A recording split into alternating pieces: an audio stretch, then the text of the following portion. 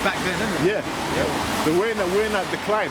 That's why everyone that you know, any doctor or nurse that works for the NHS, they're always on these different strikes, man. LBC radio is always talking about these different strikes they're going on because the unions, they're overworked and underpaid. Yeah. The same with the train drivers. They strike. Yeah. Even I think there was something going on with British Airways or one of the pilots. They were striking. Yeah, pilot strike. Yeah. You know. So everyone just fed up, man. Because the elite is squeezing. They're feeling the squeeze. Yeah. They're trying to get more people. They're trying to get more work done by less people. Yeah. And the last step is automation, man. Yeah. Right. So, and that's another beautiful thing. You get all these proud people. Bring the robots in. But then robots go and take your job, man. Yeah, the Terminators. Yeah, Terminators. They're gonna be in the fucking shopping centers. All these big corporations are all setting up for the RFID. I remember I used to work for cinemas, right? And after I left, I found out that they're bringing a new system where they used to have cards that used to swipe in. Now you don't do that. Now it's a thumb print and all that. Well, because cars are inefficient, man. Exactly. You got to be real with it. You got to actually think about the logistics of getting money. Might as well go into the chip, man. You got to think about the logistics of getting money into these ATMs. Right, first it's got to be printed, right? Then you had to have a security van, right? Transport it. The guy has to be highly paid because he's a target by default. Then the thing itself has to be in a security seal. Right? Then you what do you call it? Then you got to put it. You have to have the machine there in the first place. The machine needs maintenance. Then you have to put the money in there, right? Then they sometimes problems with the machine where the money doesn't come out properly. So then it has to be serviced, right? And then all of that money has to then end up going back to the bank or whatever Bank of England. I don't know.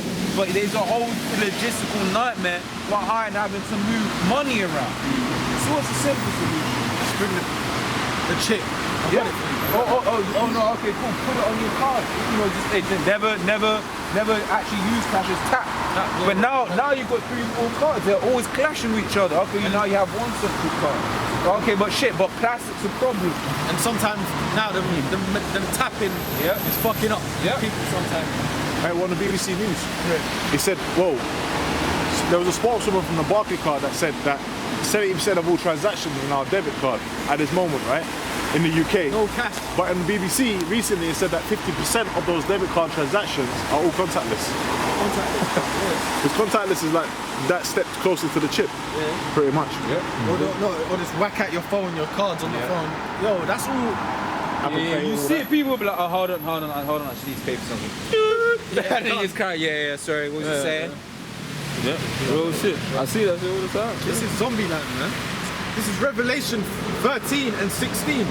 And he calls of all, both small and great, rich and poor, free and bond, to receive a mark in their right hand or in their forehead. Right, so that's basically everyone, whether you're a regular man or a rich man, a famous person, a broke person, someone in a prison or someone that's walking around, right? Esau, the so-called white man, he's going to force you to take this chip, man. Right, now just like as we said, speaking about the convenience, but just because it's convenient doesn't make it right. Just because it's right there doesn't mean you should take it. Right, for instance, I was thinking of the case with Joseph when he was in Egypt and Pharaoh's wife basically laid it all out for him. It was easy for him to take it, but it's like, nah, that's it. I ain't gonna take it, and he had. He kept his integrity. Right, just because it's, the chip will make life easier, don't mean you should take it. That's sin, and you're gonna be destroyed. Yeah, who's that? There's a little bit more on that. It says, and that no man might buy or sell, save he that had the mark. Right, and that is the key thing. No man might buy or sell. Right, that immediately rules out white women.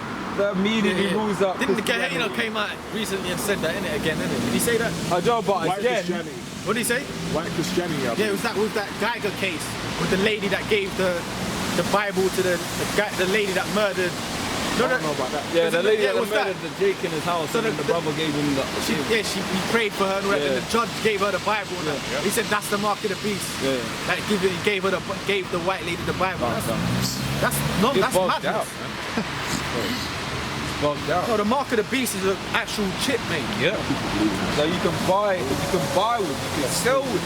Because like what was going into, without this chip, you ain't you ain't gonna be able. You ain't gonna be on the system. Even right now, without let's say we speaking about identity cards, without a passport, you can't rent anywhere.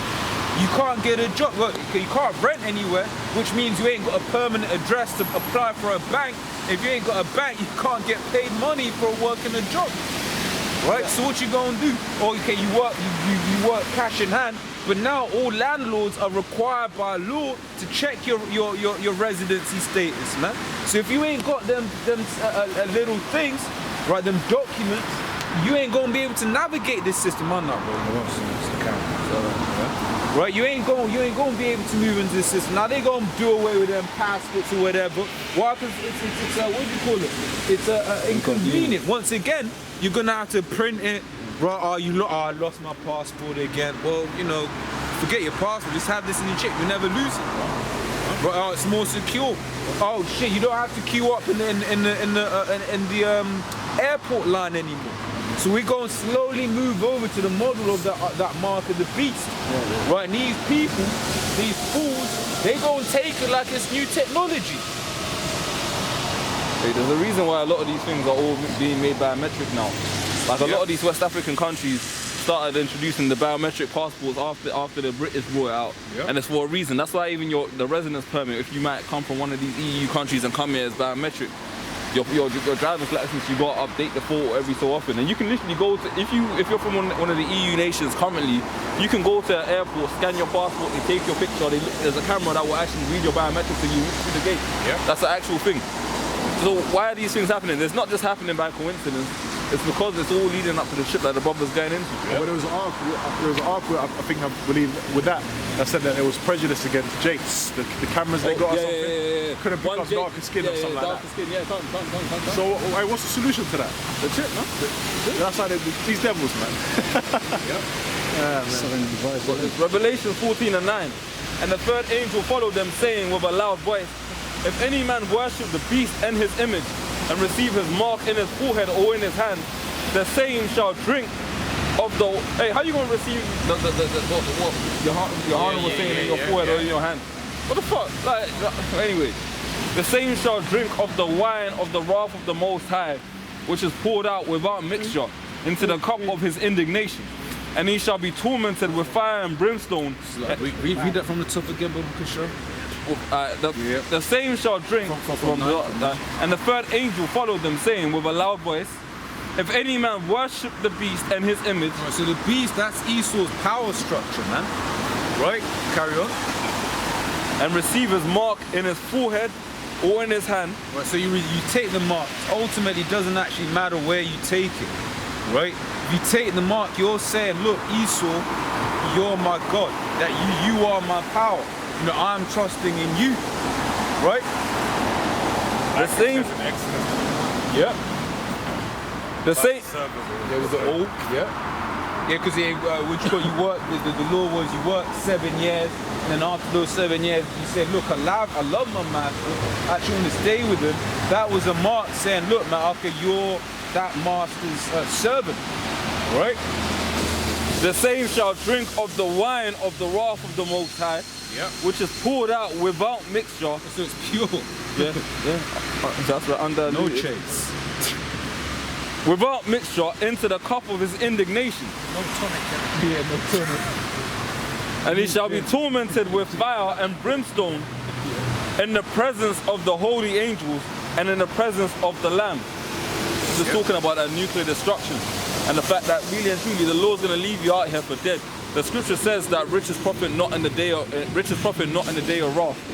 Because at the end of the day, everything in this society, all the tangible goods in this society are going to pass away eventually. Nothing in this society is going to last forever. And that's the mentality you got to have, that you're working towards a kingdom and where thieves do not break in, nor steal, nor don't mean to butcher it, but moth and rust don't corrupt. Yep. You know, the Heavenly Father is going to give us an eternal kingdom, man. That's going to last forever, man. That's going to outshine this shit. Yeah, we read that in 2 Peter 3:10. It says all the works therein shall be done away with.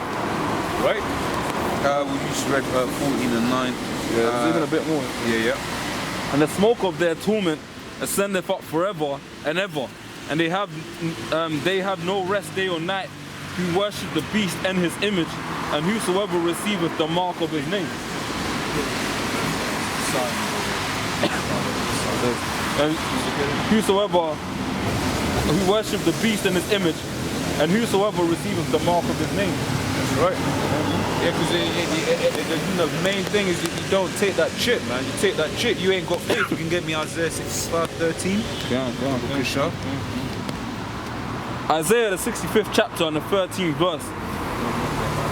Therefore thus saith the Lord Yahweh, behold, my servants shall eat, but ye shall be hungry. Right, and this is what we believe in. Well, we believe that, look, okay, Esau gonna be like, if you don't take the chip, you ain't gonna be able to navigate, you ain't gonna be able to drink, have food, or whatever, what have you.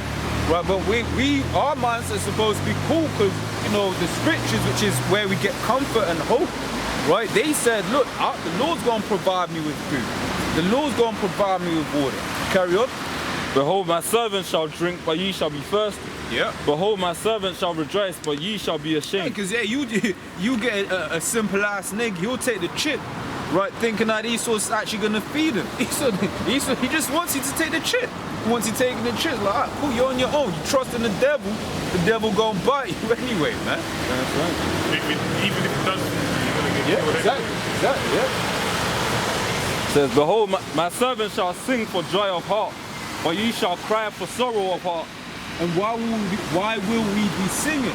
Well, because we know when that, for instance, when that chip comes out, we're like, yo, this is close, man. We're looking forward to our kingdom. Bro, we'll be able, you know, we can smell it, like, I can smell it, it's close, it's close, it's close.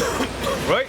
That's why we're gonna be happy, but these guys gonna be mourning, right? Because to them, this is it. They're like, oh no, you know, they're invested into this society, man. Yeah. They're part of the matrix. They keep the matrix running, man. But you shall cry for sorrow of heart, and shall howl for vexation of spirit. Yeah. Vexation of spirit, because you know when you people have invested themselves in the society so deep that when it actually suddenly goes up in smoke, it's literally your life's work just eviscerated. Miles, what do you call it? It doesn't look like England is going to head into a recession, because they said that it says the figures that came out, I think for October, says it may not end up in a recession. But I was saying to a colleague guy at work, I was like, yeah, man. You know, yeah, because last quarter it went down, so if the next quarter, if it goes down again, right, then we're going to be in a recession. You saw the smugness wipe from his face, man. Right? Why? Because he's thinking, oh, shit, I might actually lose something. Because it's one thing, you know, we telling them, well, this is going to happen, that's going to happen. Yeah. Right, but when actually it ain't coming from us, but the financial analysts are saying, look, we're heading towards another recession, that's when people want to listen. Because why? All of the goodies that they have, they're thinking, shit, I might lose all that. Right. Hey, Lord willing, man, because all it takes is the Lord can switch things up real quick. Like look at when Joseph was in Egypt, there was a pharaoh that knew Joseph, and then everything was good. Joseph brought over the 12 the other patriarchs, so like he brought over the other patriarchs, his father, and then within one rulership, from that pharaoh dying, everything switched up, and all of a sudden Egypt was getting plagued. You know what I'm saying? Like, hey, look, Lord willing, obviously, you know, it's in the Lord's time, but Lord willing, with Donald Trump and Boris Johnson and the two perfect Edomites in rulership, this place goes down, man. And then the same thing's happening where they're planning to impeach Donald Trump and Boris Johnson. They're trying to eject this guy out of Parliament because they know that look, Boris Johnson's rulership has been the most disastrous rule of a prime minister in the history of this kingdom, man. Like, look, that guy is a comedian, man. But that shows you, like the standard of rulership has gone down. Like at least them devils from before had like some sort of staunch about them, like we were saying last week. Like with the rulers you got now, like you look at these people and you think, how the fuck is he the prime minister of the country? It shows how far this kingdom has fallen, man. Right? And once again, it's beautiful to see. You know, this Brexit, you got Trump, you got Boris, two fools, right? And they're heading the powerhouses of Esau's, a kingdom, man. That's right. Right? This is Revelation 12 and 11. It says, and they overcame him by the blood of the Lamb and by the word of their testimony. And they loved not their lives unto death. Right, so and that's that kind of a faith that we have, wherein we won't love our lives unto death. Why? Because we know that there's something greater. But these guys that take the chip, the mark of the beast, right? They love their life. That's why they will try in a vain attempt to save it, right? But hey, we going if you can get me about the heading and all that sort of stuff. Because Esau's got all of these goodies out there in an attempt to try, what do you call it? To try tempt brothers into taking this mark of the beast, right? But the thing is, we're supposed to gain enough faith so such that we won't take the chip, right? But it depends on whether you've been chosen or not. Ultimately, right? Revelations 20:4. And I saw thrones and they that sat upon them, and judgment was given unto them. And I saw the souls of them that were beheaded for the witness of Yahweh Shai and for the word of Yahweh, and which had not worshipped the beast, neither his image, neither had received. Right. So basically saying, neither had received his mark upon their foreheads or in their hands, and they lived and reigned with Mashiach 1,000 years. So basically that's saying there that the penalty that Esau is going to give for not worshipping the image and not taking that mark is beheading, man. Right? So now that's written in the scriptures, but then you read all the conspiracy news, you watch the conspiracy videos, right, quote unquote, right? And what they're showing you that Esau has the guillotine. So once again, that's prophecy just being fulfilled. I've got a precept to back that up. The precepts we read. Revelation 6 and 9. And when he had opened the fifth seal, I saw under the altar the souls of them that were slain for the word of Yahweh and for the testimony which they held. And they cried with a loud voice, saying, How long, O Lord Yahweh, holy and true, dost thou not judge and avenge our blood on them that dwell on the earth? And white robes were given unto every one of them, and it was said unto them that they should rest yet a little season, for a little season, until their fellow servants also and their brethren that should be killed as they were should be fulfilled. So yeah, it basically goes into that's part of the prophecy, all right? That some of the men in their age are gonna get beheaded, and that's why they want to bring back the guillotine. I didn't read the article, but they mentioned there was botched capital punishment, execution, basically, and then they were bringing about. They're saying to bring back the guillotine, man. And as we know from going back a few years ago, Apostle Gabar did a video going into one of the HR, I don't know what number it was, one of the codes, but dealing with the bringing back the guillotine and how it's already in law, but they're yet to initiate it into being things. So you see things like this, it's making leaps and bounds towards bringing the guillotine to fulfill the prophecy.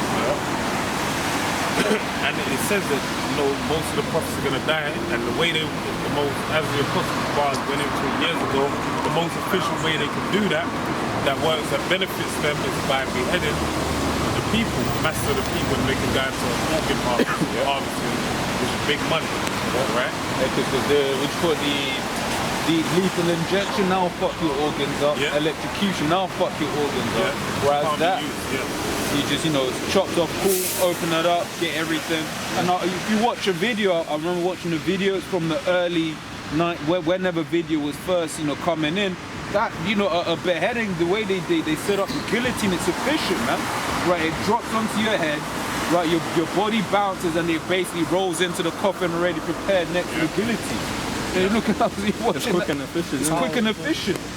You literally roll straight into the coffin. And that's it. And they got about 4 the coffins that can get 4 bodies in. So that's not a lot of labor moving the body. But also the other thing about the guillotine, I forgot, man. You had the concentration camps in America that were buying them in bulk. There was articles about that as well. Yeah, 6 million or something like in the millions. Was it? Oh. Worth of coffins, yeah. Yeah. And the And the Holophants And and the all. guillotines as well. Yeah, they had the guillotine as well. Yeah. What they called? The one that come out and help in hurricanes and all that. What they called? FEMA. It was FEMA, yeah. It says wisdom 3 from the top, but the souls of the righteous are in the hand of the Most High, and there shall no torment touch them. In the sight of the unwise, That's going into, that's basically reiterating the same thing that was said in Psalms about the angels are captive around the righteous. So even right now, all of us, we come together, and when we come together, we form a church, all right? And that's why it says where 2 or 3 are gathered in my name, there I am in the midst. But guess what? Even when we walk away, we go our separate ways. We're going to walk away with angels that are going to encamp us to protect us and guide us through anything that we're dealing with in this world, man. So the Lord's got our back, basically. But you got to have faith. The more powerful that angel is that's around, encamping around you, it's basically down to the faith, the gift of faith that the Lord has bestowed upon you. The more you feed into it, the greater, more power you can do. And the testimony of that is in the scriptures. It said if you have faith with the mustard seed, you shall move mountains. Yeah. Now, the mustard seed is small, but it grows into something really big. And that's faith, man. You have small faith in little things, you grow into abundance of things, man. And that's why we're on this journey in His Word, right? The Lord brings us in His Word. You might be in year 2, year 3, year 4, year 10, year 15, year 30. So basically, this is an exercise, right? What's the word experience mean? Experience is so synonym, or it comes from the same word as an experiment. So your experience that we garner over these years, we amass over these years, is through being put through various experiments. And the proof of that is going to the book of Job, right? Ahabia, like, which means affliction. If I pronounce it right, I might butcher that. But basically, in the Hebrew, his life is basically a model for everyone's life in His Word, man. That's why that book is there, for us to read it and to know that he started off with the great riches and then basically take it down to a low place, then got built. He had to go through his trials and tribulations, then at the end everything was multiplied unto greater. And even it says he saw them to his 4th generation. Now if you know anything about reincarnation, you get reincarnated to the 3rd and 4th generation. So those same children lost, he saw them back again before he died, right? So the Lord, this is why you gotta go back to the search of your fathers to boast your faith. And that's why the Lord put you through different things. And sometimes He put you through the same thing over and over again until you learn the lesson that He wants you to learn, right? But you gotta have faith, and you gotta be willing to learn, man. Because it tells you faith without works is dead. So it means you can have faith, but if you're not working, if you ain't initiating some brain power and actually, taking what you cultivate, the wisdom you need to cultivate from it, you're gonna be held back on the same level, basically. The Lord ain't gonna let you pass that level until you get what you need to get from it. Because there's no way you can go from level 1 to level 2 without what you need to gain from level 1. If you go to level 2, you're gonna be out of faith, basically.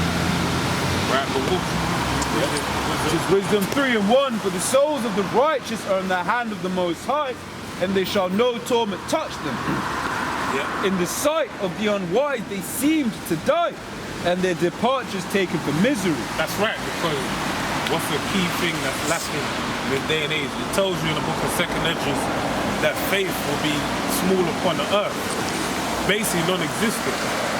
So faith in what? Faith in the scriptures. In the scriptures is where it tells you that you don't die, you transcend basically from one realm to another.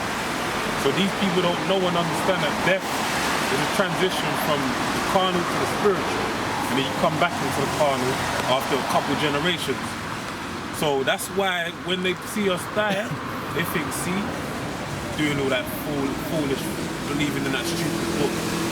The Lord didn't protect you. That's what they were saying to the Lord. And they knew they were Israelites. They were saying to the Lord, look, man, come get Elijah to come save you. Let's see Elijah come. Go and read on, bro. Yep. says, in the sight of the unwise they seem to die, and their departure is taken for misery. And Yeah, the departure take from misery, man. and they're going from us to be utter destruction, but they are in peace. Yeah, they believe in the abyss, basically. Non-existent. But you go into peace. Job tells you about that. That when man dies, you go into, basically you go into the spiritual realm. And there the servant and the master, they're both the same and they're chilling. They're relaxing. Because it tells you, Solomon told you in Ecclesiastes that I saw under the sun the place of judgment. This is where judgment gets played out. You go, well obviously when you die, you go before the judgment seat of Yahweh Hashem Shai. You rest, you come back down there and you play out the judgment place. Right? Yep. It says, for though they be punished in the sight of men, yet is their hope full of immortality. And having been a little chastised, they shall be greatly rewarded. Yeah, man, because it tells you, Yahweh Shai said, take on my yoke. Like, you know, I'm saying in Romans, man. The current sufferings, you know. Word to be counted for. Yeah. So basically, all this shit we're going through ain't nothing compared to what we're set to attain. Because think about it, this ain't even like hardcore slavery, man. You know, out here we can do a lot of things. Esau's on his way out, man. The type of things we're getting away with, couple decades ago, the Lord, Esau would have hung you on a tree, man. You think Jay Electronica could be dealing with Kate Rothschild? Never. Do you know what that is? That's basically a slave in a house. Yeah. A house slave dealing with the daughter of the master, man. That's crazy. And that's basically what's going on today. So it shows you what about Esau's house. It's running amok. No? Isaiah, the 14th chapter, starting from verse 9. Hell from beneath is moved for thee to meet thee at thy coming. It stirreth up the dead for thee. Even all the chief ones of the earth is raised up from their thrones, all the kings of the nations. Yeah. All they shall speak and say unto thee, art thou also become weak as we? That's right, because if you remember, if you go into the prophecies in the book of Revelation, it tells you that when you break in, when the beast is getting broken down, it tells you about miracles he's done. About making fire fall from heaven, talking about missile, which the Lord blessed him with. When you go to the book of Isaiah, it tells you about that. About the smith that blow up the coals to bring forth an instrument. Right, that instrument being a missile. So when that was done, you had the atomic bombs, but really that prophecy was talking about Yugoslavia, where nuclear bombs were dropped then. That really let the masses of the people around the world know who's in control, who initiates, who runs shit, basically. So with that being said, that humbled everyone else. But guess what? That technology now is out in abundance. Esau was so money hungry that he allowed other nations to get their hands on it. And even if they didn't get their hands on it, guess what? They have shit like drones falling in other countries, and they're wise enough because it tells you in the book of Joel that basically let the weak say I'm strong and turn their pruning hooks into swords and spears, basically. So they took their mind away from normal, other day-to-day shit that they're doing. They said let's go to warfare as well. Because the Most High gave them that heart to get into that. So now they have the same tech, if not better, right, to get at the beast, right? And really that goes down, that's even in tune with Russia. The Russia's in Brazil, India, China, and South America. The main two players, the main one being the problem is China, right? Because China's aligned with and the Most High said Moab is his wash pot. That means he's gonna wash America, man. Alright? You don't got anything? Yeah, a bit more. Yeah, go ahead. It says thy pomp is brought down to the grave, and the noise of thy vows. The worm is spread under thee, and the worms cover thee. How art thou fallen from heaven, O Lucifer, son of the morning? Yeah, Lucifer, light bearer. That's dealing with the Illuminati. So the Bible speaks about the Illuminati in the Bible, right? Even though they do actually call themselves Luciferians as well, but the Illuminati is the same word as Lucifer, man. Light bearers. You got something? How art thou cut down to the ground, which did weaken the nations? But thou hast said in thine heart, I will ascend into heaven. I will